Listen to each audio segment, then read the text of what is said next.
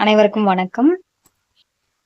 இந்த பாடப்பகுதியில நம்ம என்ன பார்க்க போறோம்னா இணைப்பு சொற்கள் பத்தி நம்ம பார்க்க போறோம். இணைப்பு சொற்கள் கன்ஜெக்ஷன். இணைப்பு சொற்கள் என்பது ஒரு தொடர் இருக்குன்னா அந்த தொடர்களை சேர்த்து ஒரே தொடராக இணைக்க பயன்படும் சொற்கள் தான் இணைப்பு சொற்கள். இப்போ 2 சென்டென்ஸ் இருக்கு. அந்த 2 சென்டென்ஸையும் 1 சென்டென்ஸா மேக் பண்றதுக்கு ஒரு வேர்டு நம்ம சேர்ப்போம்ல. பட், சோ, அண்டு, அந்த மாதிரி வேர்டுகளை சேர்த்து நம்ம எழுதுறதுதான் இணைப்பு சொற்கள். பேசுறதுதான் இணைப்பு சொற்கள்னு சொல்றோம். நம்ம நார்மலா பேசும்போது இயல்பாகவே நம்ம எந்த இடத்துல என்ன வேர்டு பேசணும் அப்படின்றத நம்ம பேசுவோம். அது மாதிரிதான் இந்த இணைப்பு சொற்களை வச்சு எப்படி நம்ம இலக்கணத்துல சரியா எப்படி இலக்கண முறைப்படி பேசுறது எழுதுவது அப்படின்றத நம்ம பாடப்பகுதியில பார்க்க போறோம். இப்போ 2 வாக்கியங்கள், அதாவது 2 தொடர்கள் இருக்கு. அந்த 2 தொடர்கள்ல ஒரு தொடரா மாற்றி அமைக்கிறதுக்கு நம்ம இந்த இணைப்பு சொற்களை தான் பயன்படுத்துறோம். சரிங்களா? இந்த என்ன இணைப்பு சொற்கள் இருக்கு, அதை நம்ம எப்படி பயன்படுத்துறோம்ன்றத நம்ம பார்க்கலாம். இணைப்பு சொற்கள் என்னென்ன இருக்குன்னு ஃபர்ஸ்ட் பார்த்தலாம்.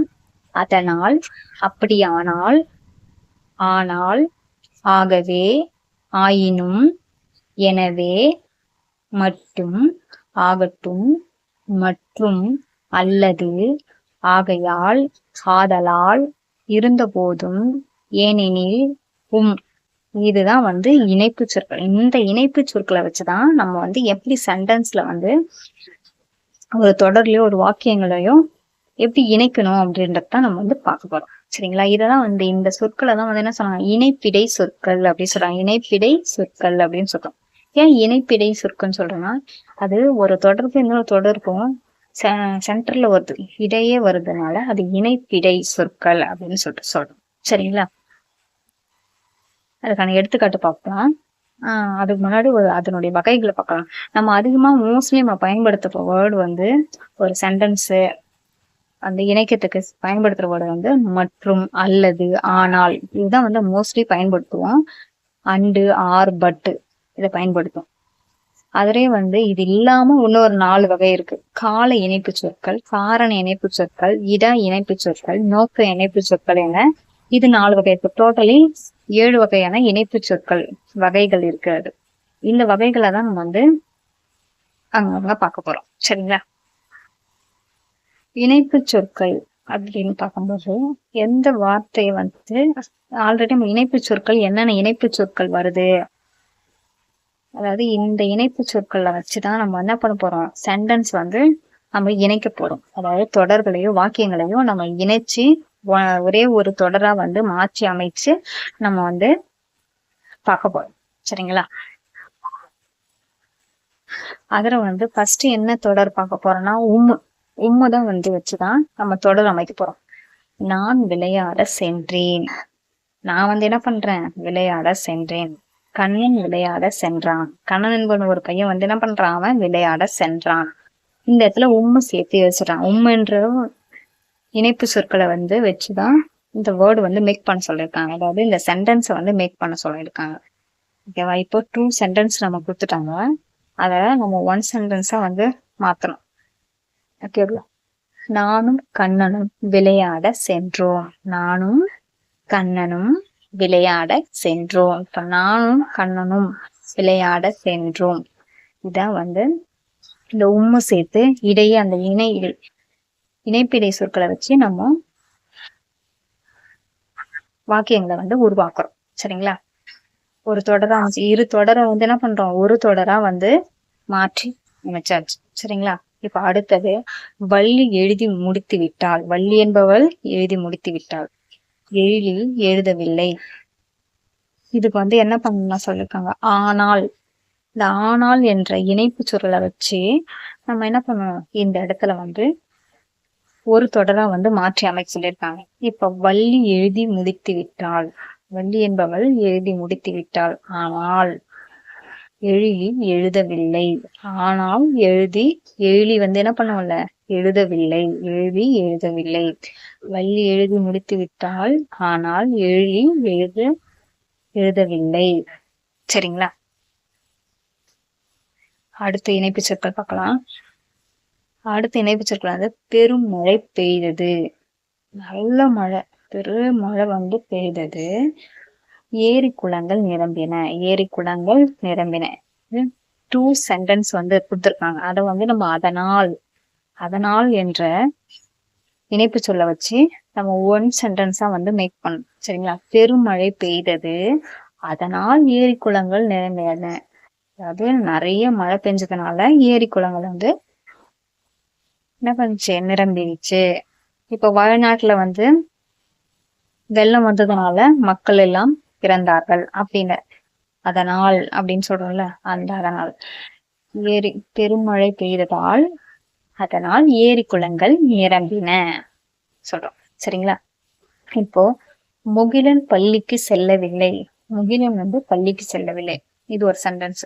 அவனுக்கு உடல் நலம் சரியில்லை, உடல் நலம் இல்லை அப்படின்னு சொல்றான். இது ஒரு சென்டென்ஸ். இப்ப இந்த ரெண்டு சென்டென்ஸையும் ஒன் சென்டென்ஸா மேக் பண்ணலாம். இப்போ ஏனெனில் வச்சு இதை மேக் பண்ண. முகிலன் பள்ளிக்கு செல்லவில்லை ஏனெனில் அவனுக்கு உடல் நலம் சரியில்லை. ஏன்னா அவனுக்கு என்ன உடல் நலம் சரியில்லாத காரணத்தால அவன் வந்து பள்ளிக்கு போகல அப்படி சொல்றாங்க. ஏனெனில். சரிங்களா? இது ஒரு இணைப்பு சொற்கள். அடுத்து இணைப்பு சொற்கள் பார்க்கலாம். நம்ம மற்றும்னா என்னது? அண்ட் என்ற வேர்டை வச்சு நம்ம சென்டென்ஸை வந்து எப்படி மேக் பண்ணலாம் அப்படின்றது பார்க்கலாம். I like phishing and eating. எனக்கு வந்து ஃபிஷ் வந்து பிடிக்கும். ஃபிஷ் வந்து பிடிக்கிறதுக்கும் பிடிக்கும் அண்டு சாப்பிடறதுக்கும் பிடிக்கும் அப்படின்னு சொல்றாங்க. எனக்கு மீன் பிடிக்க மற்றும் சாப்பிட பிடிக்கும். இப்ப இந்த இடத்துல என்ன இது மற்றும் இந்த வேர்டை வந்து நம்ம ஆட் பண்ணிருக்கோம். ஆட் பண்ணி ஒன் சென்டென்ஸா வந்து மேக் பண்ணிருக்கோம். சரிங்களா? I like phishing and eating. சரிங்களா? அண்டுனானது மற்றும். எனக்கு மீன் பிடிக்க மற்றும் சாப்பிட பிடிக்கும். சரிங்களா? The house look nice and fresh. அந்த ஹவுஸை பாருங்க. இது ஹவுஸ் வந்து எப்படி இருக்கு? ரொம்ப அழகா இருக்கு. ஆனா ரொம்ப பார்க்கும் போது நியூ வீடா இருக்கு. அதாவது புதுசா ஃப்ரெஷ்ஷா இருக்கு. அதுதான் சொல்றாங்க. வீடு அழகாக மற்றும் புதிதாக தெரிகிறது. வீடு அழகாக மற்றும் புதிதாக தெரிகிறது. The house looks nice and fresh. ஓகேங்களா? வீடு அழகாக மற்றும் புதிதாக தெரிகிறது. அல்லது R I can travel by car, bus, train or plane. I can travel by car, bus, train or plane. இந்த இடத்துல வந்து ஆர் சேர்க்கணும் அப்படின்னு சொல்றாங்க. ஓகேங்களா? நான் கார், பேருந்து, ரயில் அல்லது விமானத்தில் பயணிக்க முடியும். என்னால வந்து என்ன பண்ண முடியும்? கார்ல போவேன், இல்ல பேருந்துல போவேன், இல்ல ட்ரெயின்ல போவேன், அல்லது விமானத்துல போவேன் அப்படின்னு சொல்றாங்க. சரிங்களா? இதுதான் வந்து இந்த இடத்துல என்ன சேர்க்கிறாங்க? ஆர், அதாவது அல்லது என்ற இணைப்பு சொற்களை வந்து இணைத்து ஒரு சென்டென்ஸ் வந்து நம்ம மேக் பண்ணிருக்கோம். சரிங்களா? அடுத்த sentence. I have not finished by breakfast, lunch or dinner. நான் என்ன பண்ணல? நான் வந்து என்னுடைய காலை உணவு, மதிய உணவு அல்லது இரவு உணவு எதையுமே நான் என்ன பண்ணல? முடிக்கவில்லை, அதாவது சாப்பிடவே இல்லை அப்படின்னு சொல்றாங்க. சரிங்களா? I have not finished my breakfast, lunch or dinner. நான் என்னுடைய காலை உணவு, மதிய உணவு அல்லது இரவு உணவை முடிக்கவில்லை. இந்த இடத்துல என்ன வருது? ஆர், அல்லது என்ற இணைப்பு சொற்களை இணைச்சு நம்ம இந்த இடத்துல என்ன இருக்கோம்? ஒரு தொடரை வந்து உருவாக்கியிருக்கோம். சரிங்களா? இந்த இடத்துல பட், ஆனால். பட்னா அர்த்தம் ஆனால்.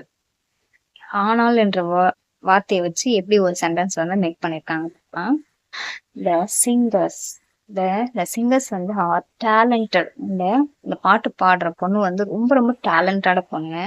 பட் வெரி யங், அதாவது ரொம்ப டேலண்டா இருக்கு. ஆனா வந்து என்ன பண்றா? அவருக்கு சின்ன குட்டி வயசு, சின்ன ஏஜ், அதுக்கு ரொம்ப ரொம்ப சின்ன பொண்ணு அப்படின்னு சொல்றாங்க. Young age. பாடகர்கள் திறமையானவர்கள். இந்த பாடகர் வந்து என்ன?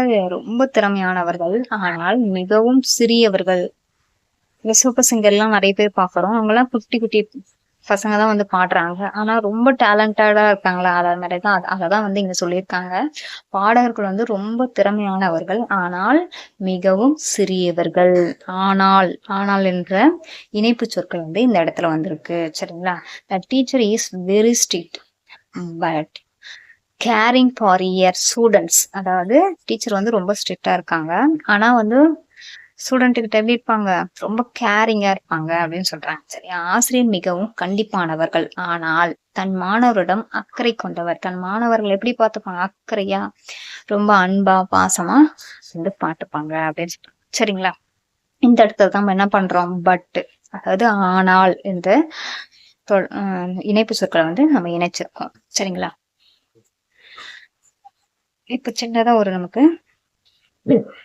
ஒரு பேராகிராஃபா நம்ம கொடுக்கும்போது அந்த இடத்துல நம்ம என்ன வந்து இணைப்பு சொற்களை வந்து சேர்க்கணும் அப்படின்றத நம்ம பார்க்க போறோம். ஒரு பேராகிராஃபா நம்ம கொடுத்துட்டாங்க, அந்த பேராகிராஃப்ல எந்த இணைப்பு சொற்களை வந்து சேர்க்கலாம் அப்படின்னு பார்க்கலாம். ஆனால், அதனால், ஏனெனில், ஆகையால், எனவே, ஆகவே, பிற, இந்த இணைப்பு சொற்களை வந்து இந்த இருக்கிற டேஷ்ல நம்ம எந்த இடத்துல இந்த இணைப்பு சொற்களை வந்து சேர்க்கலாம் அப்படின்றத நம்ம பார்க்க போறோம். சரிங்களா? இணைப்பு சொற்கள் அடர்ந்த காடில், அதாவது அடர்ந்த ஒரு பெரிய காடு இருக்கு, அந்த காட்டுல வந்து அடர்ந்த காடு ஒன்றில் வந்து பல விலங்குகள் வாழ்ந்து வந்தன. பல விலங்குகள் வந்து வாழ்ந்து வந்தன. ஆனால் சிங்கம் மட்டும் அரசனாக விளங்கியது. எப்பவுமே காட்டுக்கு என்ன இருக்கும், காட்டுக்கு ராஜா யாரு, சிங்கம் தான். காட்டுக்கு ராஜா யாரு, சிங்கம் தான். அதனால ஆனால் சிங்கம் மட்டும் அரசனாக விளங்கியது அப்படின்னு சொன்னாங்க. ஏனெனில் அது பார்ப்பதற்கு மிடுக்கமான தோற்றமுடையது. இந்த இடத்துல என்ன போட்டிருக்கோம், ஏனெனில் என்ற இணைப்பு சொற்கள் போட்டிருக்கோம். ஏனெனில் அது பார்ப்பதற்கு மிடுக்கமான தோற்றமுடையது. சரிங்களா? ஆகையால் அதனை கண்டு பிற விலங்குகள் அஞ்சின. ஆகையால் அதனை கண்டு என்ன பண்ணாங்க, பிற விலங்குகள் என்ன பண்ணுச்சு, அஞ்சின. எனவே அது தனியாக குகையில் வசித்தது. ஏன் அது தனியா வந்து குகையில வசிச்சது அப்படி சொல்றாங்க. அதனால் அது எப்போதுமே என்ன பண்ணும், விழிப்போடு இருக்கும். எப்பயுமே வந்து ஒரு பவர்ஃபுல்லா, ஒரு கெத்தா, விழிப்போட கண் விழித்து கொண்டிருக்கும். என்ன நடக்குது, நம்மளை சுத்தி என்ன நடந்து கொண்டு இருக்குது அப்படின்னு சொல்லிட்டு அந்த விழிப்போட இருக்கும்னு சொல்றாங்க. ஒரு நாள் அதற்கு பசிச்சது. அது என்ன பண்ணுது, ஒரு நாள் பசிச்சது உடனே என்ன பண்ணுச்சு, அந்த நாள் குகைக்கு வெளியே வந்து இறைக்காக காத்திருந்தது. ரொம்ப பசியத்ததுனால குகைக்கு வெளியே வந்து காத்திருந்தது. சிங்கத்தை பார்த்த உடனே, ஆஹா சிங்கம் வந்துச்சு, நம்ம எல்லாம் வந்து என்ன பண்ண போகுது, அடிச்சு சாப்பிட போகுதுன்னு சொல்லிட்டு பிற விலங்குகள் என்ன பண்ணுச்சு, அஞ்சு ஓடியன. சிங்கத்தை பார்த்தா பயமா இருக்குல்ல, அதனால எல்லா விலங்குகள் என்ன பண்ணுச்சு, பயந்து ஓடின. சரி, அஞ்சு ஓடின. ஏனெனில் அவற்றை சிங்கம் அடித்து விடும் அல்லவா. ஏன்னா அதை அடிச்சு, சிங்கத்துக்கு பசி இருக்கு, அதனால பசியா இருந்தா என்ன பண்றோம், நம்மள அடிச்சு சாப்பிட்டோம்னு சொல்லிட்டு அதுங்கெல்லாம் பயந்து ஓடிச்சு அப்படி சொல்றாங்க. ஏனெனில் அவற்றை சிங்கம் அடித்து விடும் அல்லவா என்று, ஐயோ நம்மள அடிச்சு சாப்பிட்றோம் அப்படின்னு சொல்லிட்டு என்ன பண்ணுச்சு, எல்லா விலங்குகளும் ஓடி போச்சு. இந்த இடத்துல வந்து இணைப்பு சொற்களை, எந்த இணைப்பு சொற்கள் எந்த இடத்துல சேர்க்கணும்ன்றத வச்சுதான் நம்ம இணைப்பு சொற்களை வந்து இணைச்சிருக்காங்க. ஓகேங்களா? இது ரொம்ப உங்களுக்கு ஈஸியா இருக்கும்னு நினைக்கிறேன். இணைப்பு சொற்கள் வந்து மிகவும் எளிமையானதுதான். நீங்க நல்லா சொல்றத திரும்ப கேட்டு பாருங்க. திரும்ப கேட்டு பாத்தீங்கன்னா உங்களுக்கு ரொம்ப எளிமையா புரியும். உங்களுக்கு எல்லாருக்குமே புரிஞ்சிருக்கும்னு நினைக்கிறேன். இணைப்பு சொற்கள், ஃபர்ஸ்ட் இணைப்பு சொற்கள் என்னென்ன இணைப்பு சொற்கள் இருக்கு அப்படின்றத ஃபர்ஸ்ட் பாத்துக்கோங்க. அதுக்கப்புறம் எந்த இடத்துல எந்த இணைப்பு சொற்களை போடலாம் அப்படின்றதையும் நீங்க இந்த வீடியோ மூலியமா நல்லா தெரிஞ்சுக்கிட்டீங்க. அடுத்த பாடப்பகுதியில நம்ம பார்க்கலாம். வீடியோ பிடிச்சிருந்தா லைக் பண்ணுங்க, ஷேர் பண்ணுங்க, கமெண்ட் பண்ணுங்க, சப்போர்ட் பண்ணுங்க. ப்ளீஸ், நிறைய பேர் சப்ஸ்கிரைப் பண்ணாமலே வீடியோ பாக்குறீங்க, தயவு செஞ்சு சப்ஸ்கிரைப் பண்ணுங்க. அப்பதான் எனக்கு ஒரு மோட்டிவேஷனா இருக்கும். Okay, thank you. அனைவருக்கும் நன்றி.